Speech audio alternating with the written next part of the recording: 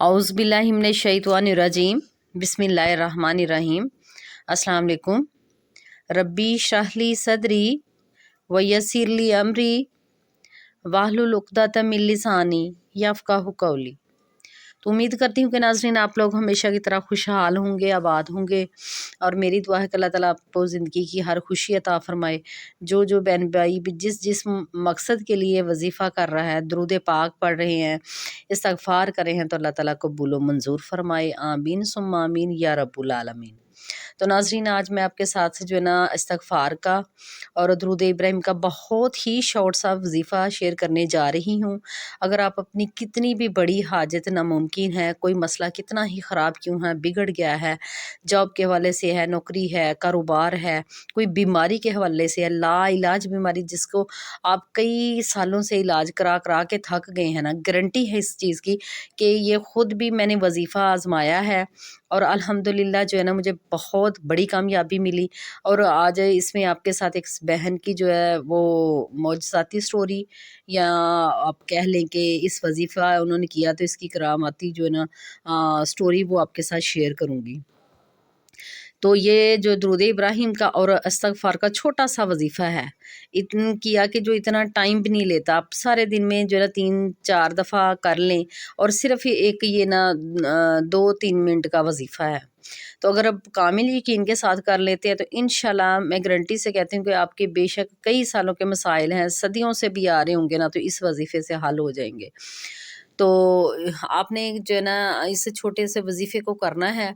और उन बहन भाइयों के लिए तो बहुत ही बड़ा ये तोहफ़ा है, जो बहन भाई बड़े-बड़े वज़ाइफ़ जो है ना लंबे-लंबे नहीं कर सकते, या उनका कोई मेंटली प्रॉब्लम है, या कोई फ़िज़िकल प्रॉब्लम है, या कोई वैसे डोमेस्टिक प्रॉब्लम है, तो वो यानी कि इतने लंबे जो वजीफ़े को कंटिन्यू नहीं कर सकते। तो अगर वो ये वजीफ़ा कर लेते हैं तो इंशाल्लाह जो है ना उनको जो वो बड़े वजीफ़े जो क्वांटिटी में ज़्यादा हैं, या पढ़ने में थोड़ा लॉन्ग है, तो वो जो फ़ायदा उससे मिलता है ना वो इससे भी इंशाल्लाह आपको मिलेगा।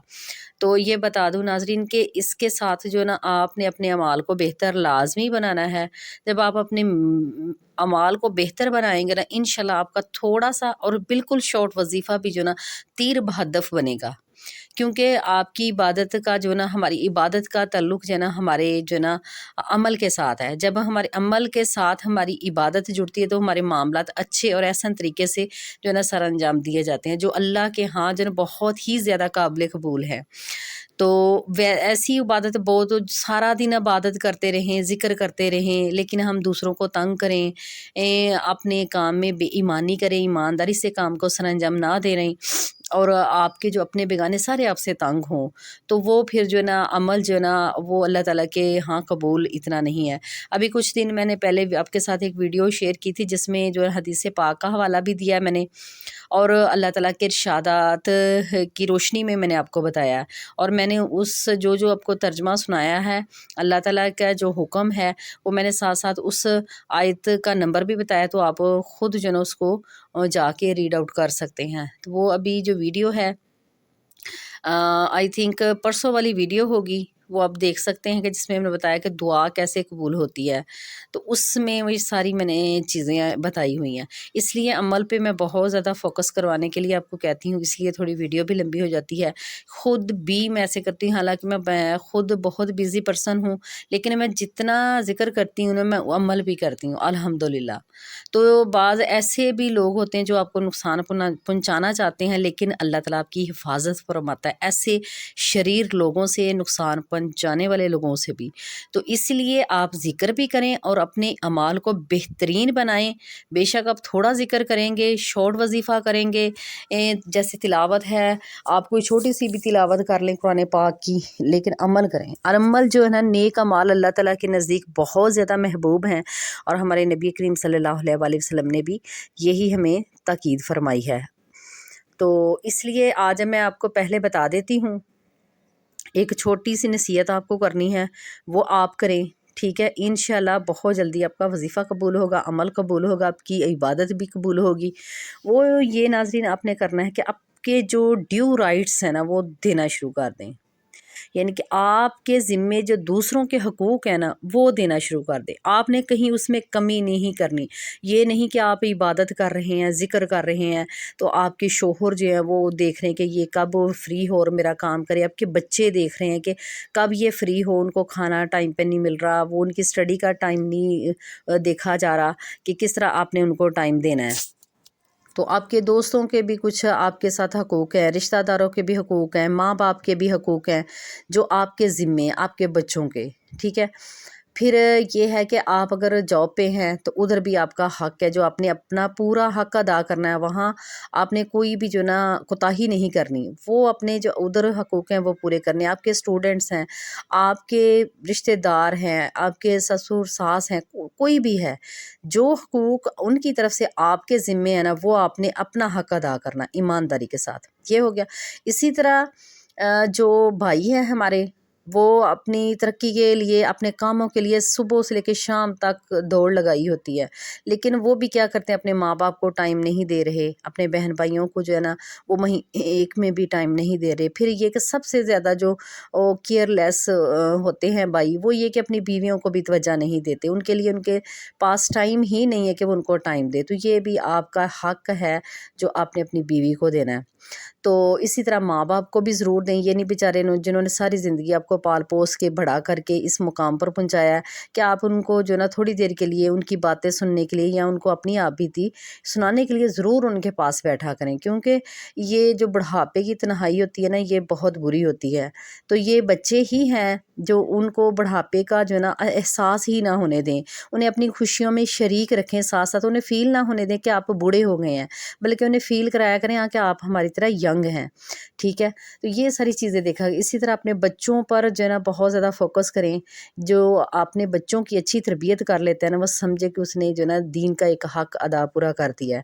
جو آپ اپنے بچوں کو جو ہے نا اسلامی ان کی تربیت نہیں کرتے، اسلام کیا ہمیں بتا رہا ہے، نبی پاک صلی اللہ علیہ وسلم کی سنتے کیا ہے، احادیث مبارکہ کیا ہے، قرآن پاک میں اللہ تعالیٰ کیا فرما رہے ہیں، یہ ساری چیزیں ہم پڑھیں گے، خود بچوں کو بھی سکھائیں گے تو پھر یہ سارا پورا ہوگا. ابھی آپ سوچ رہے ہوں گے کہ اس وظیفے کا جو ان باتوں سے کیا تعلق ہے. گہرا تعلق ہے، بہت گہرا تعلق ہے ان باتوں کا اس وظیفے کے ساتھ. جب آپ یہ ساری چیزیں کر لیں گے، میں آپ کو گارنٹی دیتی ہوں کہ دوبارہ آ کے کمنٹ کریے گا کہ آپ کو اس وظیفے نے فیض دیا ہے کہ نہیں دیا. یہ چیزیں آپ نے ان پر عمل کرنی ہے. یہ پہلے جو میں آپ کو ڈیلی بتاتی ہوں یہ تھوڑا ان سے ڈیفرنٹ ہے، کیونکہ ہماری زندگی میں ہماری زندگی کے اتنے بڑے شعبے ہیں، اتنے زیادہ شعبے ہیں کہ ہم ڈیلی بھی انہیں ڈسکس کرتے ہیں نا تو یہ ختم نہیں ہوتے. ایک شعبے کے اندر کئی اور چیزیں آ جاتی ہیں جو ہمیں سمجھنے کی ضرورت ہوتی ہے. تو چلیے ابھی بتاتی ہوں آپ کو ناظرین. یہ جو وظیفہ ہے استغفار کا، صرف آپ کو 2-3 منٹ لگیں گے وظیفہ کرنے میں، اس سے زیادہ نہیں، لیکن آپ نے ریگولرلی کرنا ہے اور یہ ہر نماز کے بعد آپ نے کرنا ہے. بے شک آپ سارا دن ذکر نہیں کوئی کر رہے نا، لیکن جب نماز پڑھ لیں اب دعا مانگنے سے پہلے آپ نے اس وظیفے کو کرنا ہے. اور اتنا یہ پاورفل وظیفہ ہے کہ یقین کریں کہ آپ جو نا خوش ہو جائیں گے کہ اس وظیفے نے کیسے ہمارے کام کیے ہیں. تو ابھی یہ ہے کہ ناظرین ہر نماز جب بھی اپنے نماز پڑھنی ہے نا تو میں نے آپ کو پہلے بتایا ہوا ہے کیسے دعا کا آغاز کرنا ہے. تو وہ آپ نے جو ہے نا جب نماز پڑھ لینی ہے تو سورۃ فاتحہ کی تلاوت کرنی ہے اور درود ابراہیم کی. ٹھیک ہے. اس کے بعد یہ تو آپ کی پہلے دعا میں شامل ہے. تو جو وظیفہ بتانے لگی ہوں کہ میں نے کہا 2 یا 3 منٹ آپ کو لگیں گے، وہ واقعی ہی اتنے لگیں گے. اب وہ بتانے لگی ہوں. آپ نے کیا کرنا، 3 دفعہ جو ہے نا یہ والا استغفار جو ہے نا ریسائٹ کرنا ہے جو ابھی میں آپ کو بتانے لگی ہوں.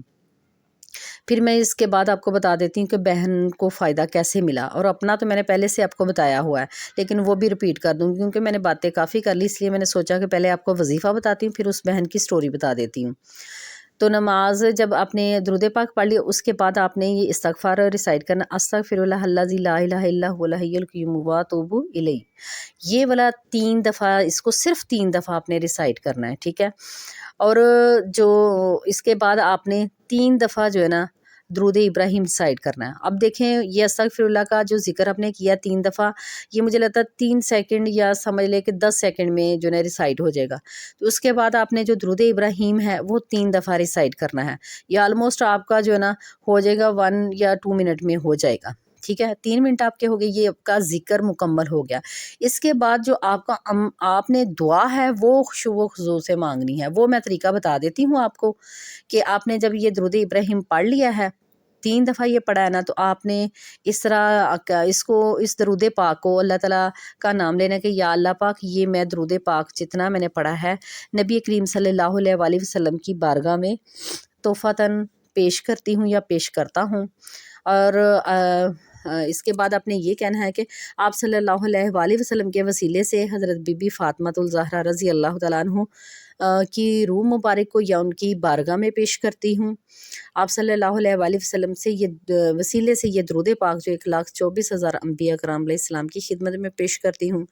آپ صلی اللہ علیہ وآلہ وسلم کے وسیلے سے 12 امام جو ہیں ان کی خدمت میں تحفہ پیش کرتی ہوں۔ آپ صلی اللہ علیہ وآلہ وسلم کے وسیلے سے پنجتن پاک کی محفل میں جو ہے نا یہ تحفہ پیش کرتی ہوں۔ آپ صلی اللہ علیہ وآلہ وسلم کے وسیلے سے اس دنیا میں جتنے بھی مسلمان مومن مرد عورتیں موجود ہیں اور جو وفات پا گئے، ان سب کی ارواح کو یہ درود پاک ہدیہ کرتی ہوں، ٹھیک ہے۔ اس کے بعد آپ کا جو بھی مسئلہ ہے، کوئی جاب کے لیے کرنا چاہتا ہے، بیماری کے لیے کرنا چاہتا ہے، کسی بد انسان کو جو ہے نا، بد انسان سے مطلب کہ جو بیڈ کریکٹر جو کے مالک ہو جاتے ہیں ان کو صحیح کرنے کے لیے کریں گے، تو اس کی روح کو، تو اگر کوئی بھی آپ کا کاروبار ہے اس کو چمکانے کے لیے، اچھا رشتہ آنے کے لیے، بچوں کے اچھے مقدر کے لیے، آپ نے وہ اس کا نام لینا ہے، ٹھیک ہے۔